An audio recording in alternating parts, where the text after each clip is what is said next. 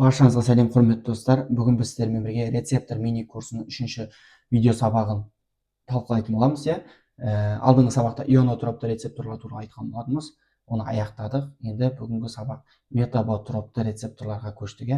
Метаботропты рецептордың ішіндегі G белок туралы айтатын боламыз. G белоктың ішіндегі GQ белок туралы, яғни видео сабақта GQ белок туралы айтатын боламыз. Енді G белоктың жалпы 3 түрі бар дедік. GQ, GS және GI дейтін белок. Енді именно GQ-ға жататын рецепторларға нелер жатады, соларды бірінші айтып алайық. Ең бірінші бұл холинорецепторлар, соның ішіндегі M1, M3, M5 холинорецепторлар жатады. Жалпы M1-ден 5-ке дейін 1, 2, 3, 4, 5 дейтін рецепторлар бар. M1, M2, M3, M4, M5. Соны M1, M3, M5 бұл холино. Осы M1, M3, M5 холинорецепторлар бұл GQ белоктың рецепторлары екен. Және одан бөлек альфа-адренорецепторлар, білесіздер, альфа-адренорецепторлар. Одан кейін H1 гистаминдік рецепторлар. Одан кейінгісі вазопрессиндік рецептор. Вазопрессиндік рецепторлар жалпы V1, V2 рецептор бар. Именно V1 рецепторы GQ белогына жатады екен. Одан кейін ангиотензиндік бірінші, ангиотензин 1 рецепторы, аты 1 рецептор, және тромбоксан A2 рецепторы, соның ішіндегі бірінші типі. Екі типі бар. Соның бірінші типі осы GQ белогына жатады екен. Ал қалған мысалға M2, M4, альфа-2 рецепторлары, V2 рецепторы, ангиотензиндік екінші рецептор дейтіндердің барлығын келесі алдағы видео сабақтарда айтатын боламыз, өйткені олар сол тақырыптың тақырыбында. Ал біздің именно GQ-ге байланысты рецепторлар осы рецепторлар. Мен сіздерге бүгін қазір гистаминдік рецепторлар мен, яғни байланыстырып айтатын болам. Қалғандарын қазір айтып кетемін. Ең бірінші гистаминдік рецептормен бастайық. Бұл GQ белогының несі, жүру механизмі қалай жүреді? Ең бірінші содан бастайын, сосын гистаминмен жалғасы. Бұлай. Мынау жасуша мембранасы деп алайық. Білесіздер, жасуша мен жасылмен қойып бастайын. Мынау жасуша мембранасы деп алайық. Енді жасуша мембранасында рецептор орналасқан. Бұл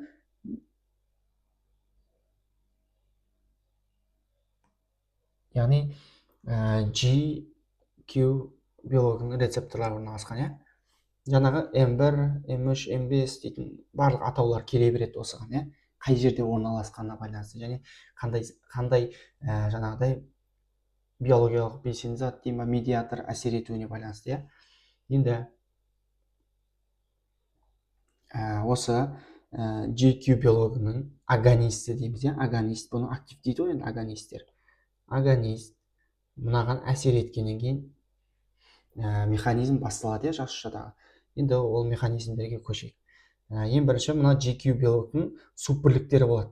Соны жаттап алайық. Суббірліктері альфа суббірлігі, бета және гамма суббірліктері бар. Бұларды енді альфа, бета, гамма суббірліктерін нақты анықтамаларын толықтай сіздер өздеріңіз қарап аларсыздар. В основном альфа мен жүреді, өйткені альфа қоздырады. Ал бета бұл альфаны тежейді деген секілді өзінің механизмдері бар. Енді мынау 3 суббірліктен тұрды дедік, GQ. Енді мына агонист, мына рецепторды қоздырғаннан кейін, плюс активтегеннен кейін рецептор тітіркенеді, өзінің альфа суббірліктерімен, яғни жасуша мембранасындағы фосфолипаза дейтін фермент бар. Оны мен сарымен белгілейін. С деп қойын. Фосфолипаза С дейтін фермент бар. Осы ферментті активтейткен. Плюс. Енді біз білеміз, жасуша мембранасы 2 қабатты май жасушаларынан тұрады. Осылай. Және бұлардың атаулары әртүрлі. Соның бірі, именно фосфолипаза С әсер ететіні бұл фосфолипаза инозитол 3 фосфат деген. Мына біреуі солай аталады, иә. Басқасы басқаша аталуы мүмкін деген секілді. Именно фосфолипазасы осы фосфоинозитол 3 фосфатқа әсер етеді. Бұны біз қысқартып PIP3 деп жазамыз, иә. Енді бұл фосфолипазасы осы фосфоинозитол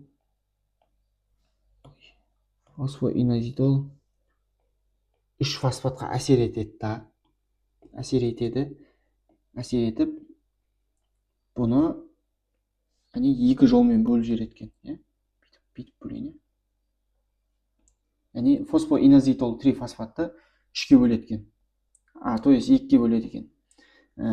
Инозитол 3 фосфатқа және диацилглицеринге, дакке бөледі екен. Енді екеуінің жүру жолы екі түрлі кетеді екен. Ол қалай десек, енді қазір жеке-жеке тоқталамыз.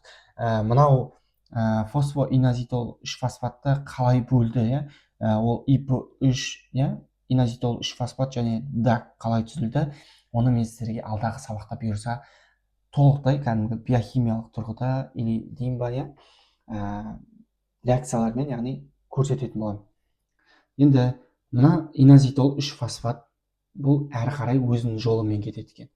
Өзінің жолымен кетеді да, яғни жасушадағы саркоплазматикалық ретикулум дейді, немесе тегіс эндоплазматикалық ретикулум дейді. Тегіс, жазайын бірден, тегіс эндоплазматикалық ретикулум деген құрылым бар, осыған әсер етеді. Осыдағы рецепторға әсер етеді. Өзін инозитол 3 фосфаттың өзінің рецепторына әсер етеді да, яғни іште бұл тегіс эндоплазматикалық ретикулум ішінде кальцийлер болады.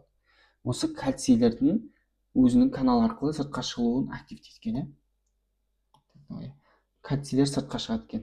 Сыртқа дегенде жасушадағы, яғни цитоплазмаға, цитозөлге шығады екен. Яғни органелланың ішінен цитоплазмаға шығады деген сөз ғой. Енді бұл кальцийлер не істейді? Кальцийлер екі түрлі жолмен кетеді. Біреуі бұл бұлшықеттерге барады да, жаңағы бұлшықеттердің жиырылуына қатысады екен. Егер де бұлшықет жасушаларында болатын болса, миоциттерде болатын болса, осындай бұлшықеттердің жиырылуына қатысады екен. Кальций, білесіздер, бұлшықет жиырылуына қатысады. Оның механизм қазір түсіндіретін боламын. Жиырылуына қатысады. Екіншісі, мына дакпен кальций қосылады да, екеуі қосылып тағы бір жолды түседі. Бұл, яғни протеин киназа С дейтін ферментті активтейді.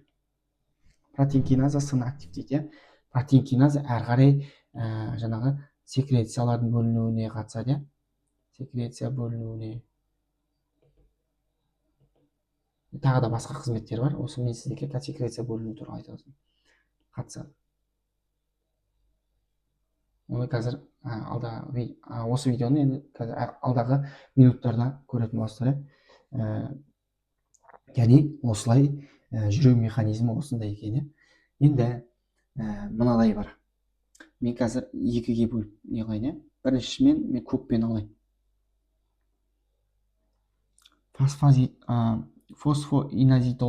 Фосфатидил инозитол 3 фосфатпен дак жолы арқылы кететін болса, кетуі в основном бұл бездерде жүреді екен. Бездерде.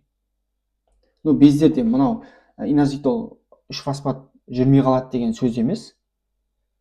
Өйткені бұл да жүріп кальцийді шығарып беру керек қой, өйткені жаңа жасушалардың қозуы үшін. Ол да жүреді, бірақ енді бездерде бізде маңыздысы бұл даг арқылы ол секрецияның бөлінуіне қатысу бездерден. Екіншісі, мен жасылмен бояйын. Дәл осы егер фосфоинозитол 3 фосфатпен инозитол 3 фосфат түзілетін жол арқылы бұл в основном тегіс салалы бұлшықеттерде тегіс салалы бұлшықеттерде. Яғни мына инозитол 3 фосфаттан кальций түзіліп, кальций бұл жаңағы бұлшықеттерге әсер етеді да, жиырылуы. Яғни тегіс салалы бұлшықеттердің жиырылуына әсер еткен. Яғни осы механизмді сіздер түсініп алдыңыздар деген ойдамын. Так, енді біз мына гистаминдік рецепторлары, GQ белоктың, яғни гистаминдік рецепторлары арқылы реакцияларды көрсетейін сіздерге. Бұл в основном гистаминдік рецептор бұл аллергиялық реакциялармен жүретін. Енді аллергиялық реакциялардың болу үшін аллерген болу керек, немесе антиген. Мына антиген ағзаға түскеннен кейін бұл меш жасушаларына әсер етеді. Бірден меш жасушаларына әсер етіп кетпейді, әрине. Бірінші таныстырылады, ең бірінші түскен кезде, содан кейін екінші рет қайталап түскен кезде ғана яғни осындай реакция жүреді. Қазір мен көрсетейін. Бірінші меш жасушасына әсер етеді. Енді меш жасушасының ішінде не болады? Везикулалар болады. Везикулалардың ішінде осындай точка медиаторлар болады. Енді мына антиген ағзаға түскеннен кейін, антиген немесе аллергиялық реакцияда аллерген деп атаймыз. Бұл ағзаға түскеннен кейін мына меш жасушаларына әсер етеді. Плюс меш жасушалар қозғаннан кейін бұның ішіндегі мына везикулалар, яғни қабырғаға қарай жылжиды. Қабырғасына жылжиды да, кейін қабырғасымен жанасқаннан кейін бір жиегі ашылып, ішіндегі медиаторлар сыртқа шығады. Сол медиаторлардың бірі гистамин деп аталады. Гистамин медиаторы. Енді мына аллергиялық реакцияны сіздерге бірінші түсіндіріп кетейін.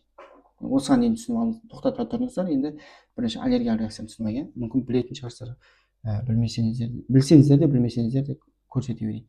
Мынау жаңағы аллерген ағзаға түскеннен кейін бұл ағзадағы макрофагтар арқылы танылады. Макрофагтар арқылы танылады. Иммуны MHC дейтін кешен бар. MHC1, MHC2 дейтін кешен бар. Гистосәйкестік кешені. Гистосәйкестік деп отырмыз, біздің яғни гистологиялық тіндерімізге бұл сәйкес па деп тексереді мұнаны. Егер не то болып жатса, өзінен интерлейкендер бөледі. Интерлейкендер, ил деп қойын. Интерлейкендер бөледі. Ол интерлейкендер яғни хабар жеткізеді. Қайға хабар жетеді? Бұл Б жасушаларына. Б жасушасына. Б жасушалары әрі қарай информация алғаннан кейін ол өзінің түрін өзгертеді да, яғни түрі примерно осындай болады. Осындай айналады. Бұны плазматикалық жасуша дейміз. Плазматикалық жасушалар айналады. Яғни Б жасушаның активтенген түрі деп те атасақ болады. Іске кіріскен, яғни уже соғысқа даярланған түрі деп те атайық. Плазматикалық жасуша айналады. Енді бұл плазматикалық жасуша өзінен не бөледі? Өзінен антиденелер бөледі. Антидене. Анау антиген дедік қой, соған қарсы антидене бөледі. Енді бұл антиденелер біз былай белгілейміз, антиденелерді. Осылай белгілейміз. Енді бұл антидененің, жалпы бұл антидененің, тек мені суретті бүйтіп салайыншы.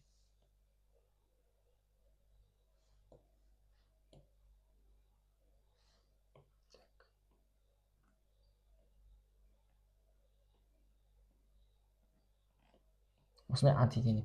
Енді бұл антидененің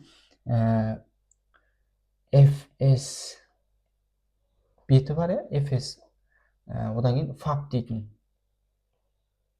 бөлігі бар. Мына FAB дейтін бұл жаңағы антигенмен байланысатын жер. Ал FS бұл жаңағы меш жасушалармен байланысатын беті. Енді мына қараңыздар. Енді бұл антиденелерге не жатады? Бұған яғни иммуноглобулиндер жатады. Иммуноглобулин, мысалы А дейтін бар, М дейтін бар, иммуноглобулин G дейтін, иә, одан кейін Д дейтін түрі бар. Немесе былайынан жаттап алсаңыздар болады, Демак деген жаттауға ыңғайлы болу үшін Демак деп жаттасаңыздар.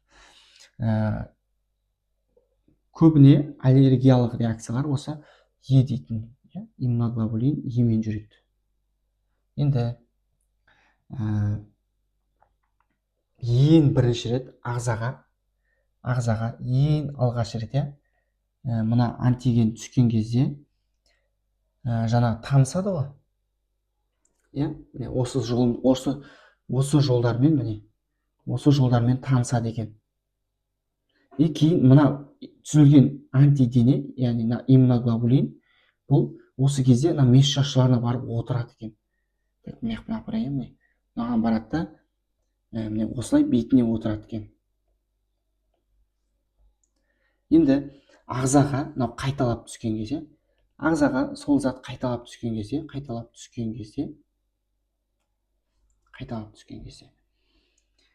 мынау меш шашасы, мес деп қойын. Жаңағы меске бекінген антиденелер бар, Фс фрагменті, ФАП фрагменті. Енді осындай бар. И қайталап түскен кезде осы антиген осы ФАП бөлігіне отырады, мына жерге отырғаннан кейін мына меш шашасы қозады. Қозғаннан кейін жаңағы визикуладағы медиаторлар сыртқа шығады, гистамин сыртқа шығады. Енді осы гистамин, жаңағы гистаминнің әсерлері бар. Қалай әсер етеді ағзаға? Біріншісі, бұл яғни ісіндіреді, ісіну тудырады. Одан кейін гипотензия дейтін әсері бар. Сосын бронхоспазм.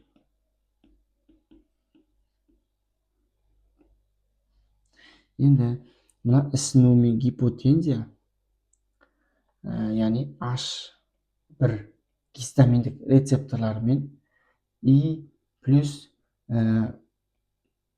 GQ-дің N синтетаза дейтін ферменті қосылғанда жүреді. Бұны мен алдағы сабақтарда айтатын боламын.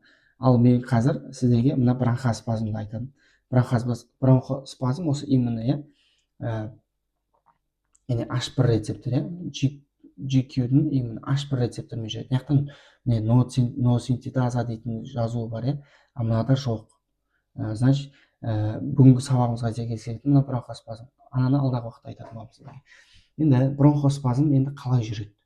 Мен соны айтайын. Бронхоспазм айтамыз, бұл бронхтардың тарылуы. Бронхоспазм жазып қойын. Бронхтардың тарылуы. Бронх тарылуы деп жазып қойын. Енді бронх осылай келеді, кеңірдек екіге бөлінеді. Оң басты бронх және сол жақ басты бронхқа.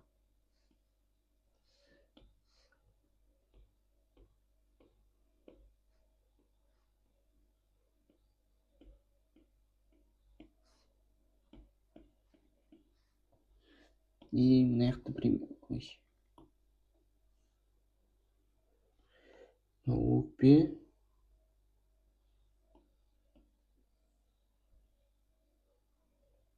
өкпе. Енді бронхтар әрқайда бронх ағашы болып тарамдалып кетеді. Енді осы бронхтардың бойында жаңағы H1 рецептор орналасады. H1 осы бронхтардың бойында орналасады екен, H1 рецепторы.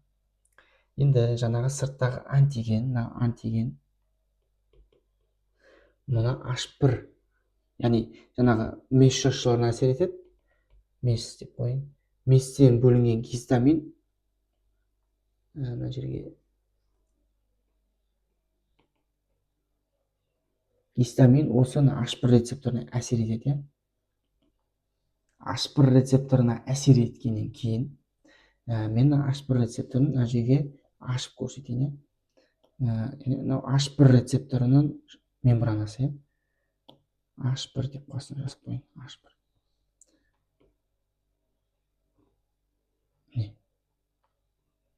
мынау H1 рецепторы. Мынаны өшіріп тастайын. Мынау яғни бронхтардың жасушасы деп есептейміз, иә. Мынау бронхтың жасушасы деп есептейміз. Бронх жасушасының бойында осындай H1 рецептор орналасады. Яғни бұл GQ белоктың рецепторы болып саналады. Яғни жаңағы гистамин осы рецепторды активтейді, плюс мына рецептордың бойымен импульстер бүйтіп қозып барады екен. Енді бұл альфа суббірлікті қоздырады. Енді жаңағы айтқанымыздай альфа суббірлік не істейді? Бұл яғни фосфолипазасыны активтейді. Фосфолипаза білесіздер, фосфоинозитол 3 фосфатты инозитол фосфат 3 фосфатқа және даққа диацилглицеринге айналдырады екен. Енді инозитол 3 фосфат жаңағы айтқанымыздай кальцийді көбейтеді. Оны қалай көбейтетінін жаңа көрсеттік. Эндоплазматикалық ретикулумдан. Эндоплазматикалық ретикулумға әсер етеді. Ішінде кальцийлер сыртқа шығады. Енді бұл кальций сыртқа шыққаннан кейін не істейді? Кальмадулин дейтін бар, кальмадулин дейтін белок бар. Жасушаның ішінде. Вот осы екеуі қосылады. Кальций кальмадулин комплексі түзіледі. Ол уже комплекс деп аталады. Комплексі. Кальций кальмадулин комплексі. Бұл миозиндік, қысқартып жазайын теге. Миозиндік жеңіл тізбек киназасы дейтін бар. Киназасын активтейді плюс. Бұны ағылшынша MLCK деп ше, қысқаша осылай жазылады негізі ағылшынша. Енді қазақшада МЖТК деп жазылады шығар, білмеймін. Миозиндік жеңіл тізбек киназасы деп аталады. Осыны түсініңіздер деп ойладым, Енді мына миозиндік жеңіл тізбек киназасы әрі қарай қаяққа әсер етеді? Бұл яғни актин миозинге әсер етеді. Актин миозинге әсер етеді. Ал мен мына жерге суретін саламын қазір. Мына көк түспен белгілеп отқанымыз бұл актин. Сосын ортасында бір миозин бар деп елестетеміз. Сосын миозиннің осындай аяқшалары бар. Чтобы қозғалтатын.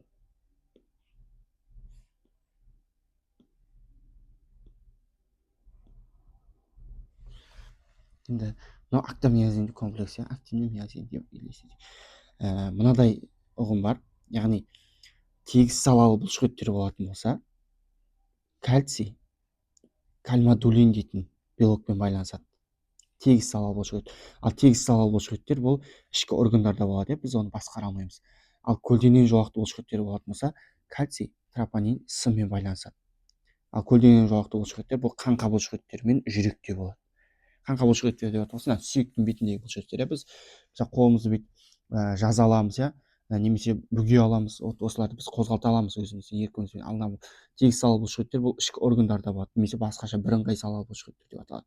Бұлар органдарда, сіздер органды басқара алмайсыздар, болмаса асқазаным тез жиырылып кетті деп айта алмайсыздар, Вот мына екі бұлшықетті түсіндіңіздер, Енді тегіс салалы бұлшықеттер болатын болса, жаңа кальмадулинмен байланысады. Ал көлденең жолақты болатын болса, тропонин сымен байланысады. Осыны түсініп алайық. Енді міне мынау кальмадулинмен байланысты бұл тегіс салалы бұлшықетте жүріп жатыр, Өйткені мен мына жақтан айтып келатырмын, жаңадан бері бұл қалай әсер ететінін, міне өкпедегі заттарға әсер етеді, бронхтарға әсер етті.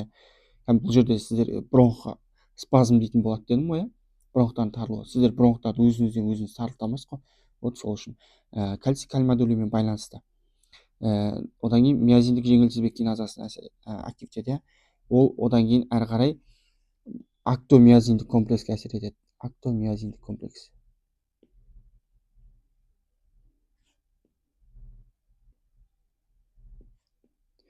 әсер етеді. Одан кейін бұл АТФ плюс кальцийдің көмегімен АТФ-тің бір фосфорын алады да мына миозиндік комплекс қосып береді, мына жерге дейсіз, қосып берді. И мына жақтан бұл АДФ болып шығып кетеді. Өйткені бір фосфор кетіп қалды ғой, сол кезде Д дейтін Д, ал Т дейтін 3 дейтін сөз, немесе яғни 3 фосфордың біреуі кетіп қалды, енді Д 2 фосфор қалды. АДФ болып бұл кетіп қалды сыртқа.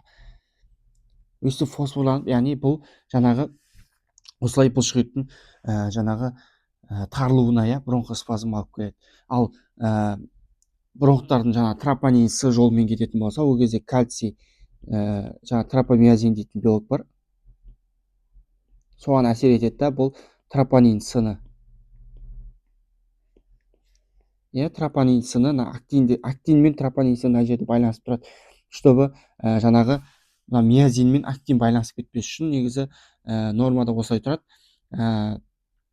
Кальций келген кезде бұл тропомиозинге, тропомиозин тропонин С-ға әсер етеді да, бұл мына актиннің бойындағы жаңағы актиннің бойындағы тропонин С-ны алып тастайды. Сол кезде актиннің өзі қалады да, бұл немен миозинмен байланысуға кедергі болмайды.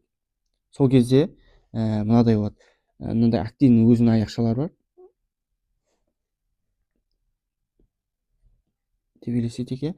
Сол кезде мына миозин аяқшасымен актин аяқшасы осылай артқа қарай тартады ғой, көрдіңіз ба, стрелкамен бағыттап қойдым. Яғни артқа дегенде бұлшықетті жиыруға, былай жиырады. Сол кезде мынадай үлкен бұлшықет бұл мынандай қысқарып қалады бүйтіп. Сол кезде яғни бронхтар қалыпты да ортасы осындай болатын болса, бронхоспазм кезінде, яғни кішкене тарылып қалады. Көрдіңіздер ғой, мынадай үлкен тесіктен ауа өтуі оңай, ал мынадай кішкентайдан уже қиындайды, бронхоспазм болып жатыр бұл кезде. Мен сіздерге мынау тропонин С жолы бұл қаңқа бұлшықеттерінде дедім, ал жаңағы тегіс-сала бұлшықеттерде бұл кальмадулинмен байланысып осы процестермен келеді, түсіндіңіздер деген ойдамын. Ал мына тропонин С ол жаңағы мен оны жаңағы бірінші сабақтарда, походу, неде бірінші сабақ дегенде ионотропты каналдарда түсіндірген болатын, НМ рецепторларда именно кальций кіріп бұлшықеттер жиырылу түсіндірдім. Вот сол кезде кальций кірді, міне кальций кіргеннен кейін бұл тропомиозинмен байланысады деген секілді, сол әрі қарай түсіндіңіздер деген ойдамын. Бұл енді осылай, значит бұлшықеттер жиырылды, бронхоспазм болды, бұл жерде жазып кетейін. Бронхоспазм болды. Бұл енді қандай аурулар кезінде болады десек, анафилактикалық шок кезінде болуы мүмкін. Анафилактикалық шок кезінде тек қана бронхтардың жалпы бронхоспазм бұл анафилактикалық шок кезінде ғана болады. Анафилактикалық шок кезінде өйткені барлық орган зақымдалады.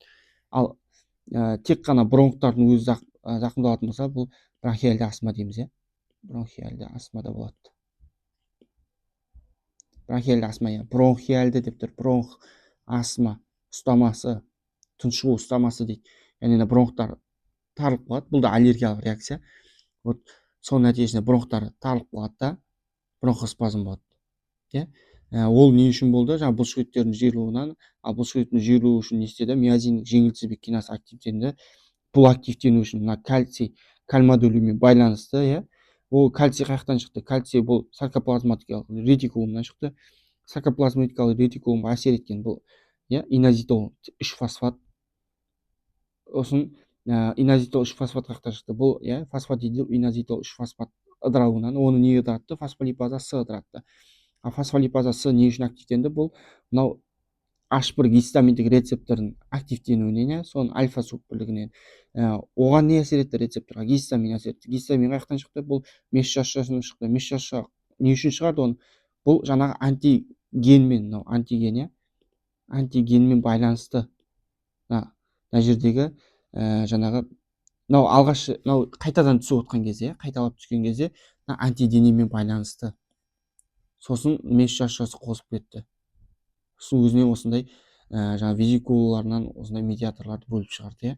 Бұл қай жерде жүріп жатыр? Бұл бронхтарда жүріп жатыр. иә. Түсінікті деп ойлаймын. H1 рецептор бұл бронхтарда орналасады деп түсіндік. иә. Вот. Мынау енді мына процесс түсінікті болды деген ойдамын. Енді мына жерлерде мына M1, M3, M5 холино рецепторлар бұлар вегетативті бұлар вегетативті жүйке жүйесі қозған кезде болады. Вегетативті жүйке жүйесі. Мысалы мына M3 дейтін рецептор бұл жаңағы сөл өндіретін жерлерде болады. Яғни бездерде болады. Бездерде болады. Яғни бездерде болуы бұл жаңағы тоже ол жақта да фосфолипаза бірінші M3 рецепторы активтенді. M3 рецепторы активтену үшін бізге ацетилхолин дейтін яғни медиатор керек. Ацетилхолин медиаторы қаяқтан бөлінді? Бұл вегетативті жүйке жүйесінің нерв ұштарынан бөлінді. Нервтерден бөлініп, бұл мына M3-ге әсер етеді. M3 бұл жаңағы бездерде орналасады. Осы M3-ті тіркелгеннен кейін ол фосфолипаза С-ны активтейді. Фосфолипаза С жаңағыдай, яғни мембранадағы фосфоиназитол 3 фосфатты екіге ыдыратып жібереді. Иназитол 3 фосфатқа және даққа. Кейін мына иназитол фосфат кальцийді көбейтіп береді. Жасушада оны қалай көбейтетінін білесіздер. Және кальций мен дақ қосылып протеин киназа С-ны активтейді. Протеин киназа әрі қарай не істейді? Дәл жаңағы айтқанымыз бұл, яғни мына кальций өзі бөлек, жаңағы көпіршіктер дейтін бар, яғни семинарлық көпіршіктерді активтейді. Одан бөлек даг екеуі қосылып протеин киназа С-ны активтейді. Енді протеин киназасы бұл ақуыздарды фосфорилдейді. Фосфорилдейтініміз, яғни фосфор тобын қосып береді ақуыздарға. Солай секреция жоғарылайды. Мына жақта анау семинарлы сем деп қойын. Семинарлы визикулаларға әсер ету арқылы тоже секрецияны жоғарылатады. Сөйтіп бұлар, яғни сыртқа секрецияны экзоцитоз жолымен береді. Экзоцитоз жолымен секреция өндіріледі. Бұл M3 рецепторының жүру жолы. Дәл сол тек иназитол 3 фосфаттың дактың жолы арқылы жүреді. Енді мына жерде альфа-адреналин рецепторлар бұл адреналиннің әсерінен қозады екені. Адреналин или норадреналин бұл альфа-1 рецепторға әсер етеді. Қан тамырының бойындағы ол қан тамырларды тарылтады. Одан H1-ді айттым. Вазопрессиндік рецептор, вазопрессин немесе антидиуретикалық гормон. В1 именно қан тамырларының бойында орналасады, вазопрессин. Яғни бұл қан тамырларды тарылтатын қызмет атқарады.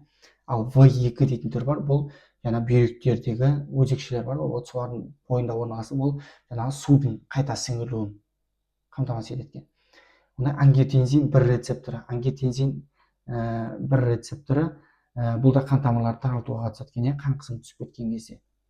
Одан тромбоксандық А2 рецепторы, бұл да бұның именно бірінші типі, бұл жаңағы тромбтардың түзілу үшін керек. Тромбтардың түзілу үшін білесіздер, кальций керек. Сол үшін